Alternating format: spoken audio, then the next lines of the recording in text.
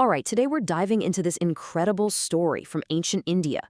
It's about a prince who gets, well, totally ripped off. He loses a whole kingdom, but what he gets in return? Something way, way bigger.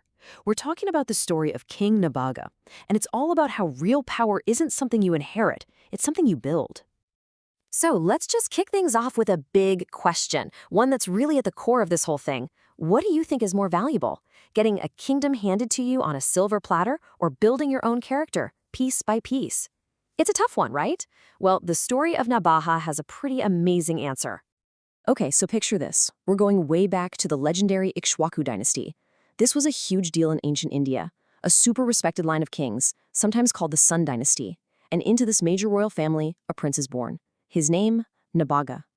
Now, right from the start, you could tell Nabhāga was different. He had all these brothers, and they were all about the worldly stuff, you know? They were just counting the days until they got power and status. But Nabhāga, he was the quiet, kind one. He was way more into learning, into building self-discipline. And that difference, it's going to shape his entire life. So instead of just hanging around the palace, Nabhāga makes a pretty unusual choice. He decides to go live in what's called a gurukul. Think of it like our traditional forest school, run by a spiritual teacher, a guru. And his education there, it wasn't just about book smarts or memorizing texts. Nope. He was learning stuff like truthfulness, patience, really deep virtues. And all of this while living a super simple life. This is where he built the foundation of who he was. So after years and years of this intense training for his mind and his spirit, the day finally comes. Nabhāga's studies are done. He heads back home, probably thinking, okay, time to rejoin the family, find my spot in the kingdom. He's expecting a warm welcome. Yeah, that warm welcome, it did not happen. The homecoming was a total shock. He gets there and finds out his brothers have already carved up the entire kingdom for themselves. They left him with absolutely nothing. And then they hit him with this line, basically saying, hey, there's no share left for you. Whatever your teacher gives you, well, that's your inheritance. Just brutal. Okay, so this is it. This is the first huge test of his character. I mean, think about it. His own brothers betray him, steal his birthright. His reaction should be rage, right?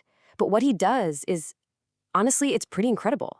He doesn't feel any anger, no jealousy. All those years of discipline, they paid off. They gave him this unshakable inner peace. Okay, let's just stop here for a second. Seriously, put yourself in his shoes. What do? Do you fight them? Do you scream and argue? Just collapse in despair? I mean, what's the move? Because what Nabhāga does next is what makes this whole story so powerful. He doesn't go looking for a lawyer or an army. He goes right back to the source of his strength, his guru. And his teacher's advice is fascinating. He doesn't give him a battle plan to get the kingdom back. Instead, he points him down this kind of mysterious path. It's a spiritual mission, really. Just a few simple steps that promise a reward much, much better than a piece of land. So Nabhāga, trusting his teacher completely, just goes. He doesn't even hesitate. He shows up at this sacred fire ceremony. It's called a yajna. And he finds a bit of a problem. The sages, the holy men running it, are totally confused. They're stuck. They can't finish the ritual because they've forgotten the last few critical mantras. And this is the moment. This is where that worthless education his brothers mocked becomes his greatest weapon. All that Vedic knowledge he soaked up in the Gurukul, he steps right up, recites the forgotten hymns perfectly, and boom, the ceremony is a success. The thing his brothers thought was useless just solved a problem no one else could. So the ritual is done, everyone's relieved, and then things get really interesting. Out of nowhere, a divine being appears. We're talking about the great Lord Shiva himself. And he's not just there to say hi.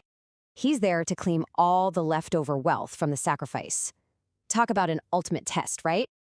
So here's Nabhāga standing literally face to face with a god. And does he back down? Not a chance. He's totally calm, he's respectful, for sure, but he's also firm. He just says, my guru told me this wealth belongs to me. That's it. His faith in his teacher's word was just unshakable. And you won't believe what happens. Lord Shiva smiles. He's not angry at all. He's impressed. He basically says, you're right. Your guru was telling the truth. This wealth is all yours.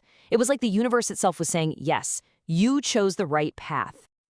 And the reward he got? It was so much bigger than just some gold or jewels. Lord Shiva gave him the real building blocks of a great life. We're talking true prosperity, divine wisdom, and a long, healthy life. Way better than the kingdom he lost, right? What this whole journey really shows is a key concept called dharma. Now, dharma is a big idea, but think of it as doing the right thing, following your moral duty, living a just life. For Nabhāga, this wasn't just some philosophical concept. It was the actual foundation he used to rebuild his entire life and, as we'll see, to build a new kingdom. So armed with these incredible blessings and a character that was forged in fire, Nabhāga becomes a king.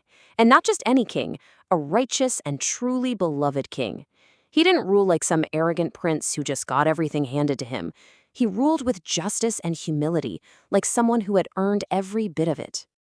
So, what can we take away from this amazing story? Well, a few big things. 1. Patience really can beat injustice. 2. When you respect true wisdom, good things happen. 3. Truth always finds a way to win out. And the biggest one of all, that a life of dharma, of doing the right thing, is where you'll find the only kind of wealth that truly lasts. So I'll leave you with this final thought. A question Nabhāga's story kind of forces us to ask ourselves. If you could just let go of what you think the world owes you, what incredible reward might be waiting for you instead?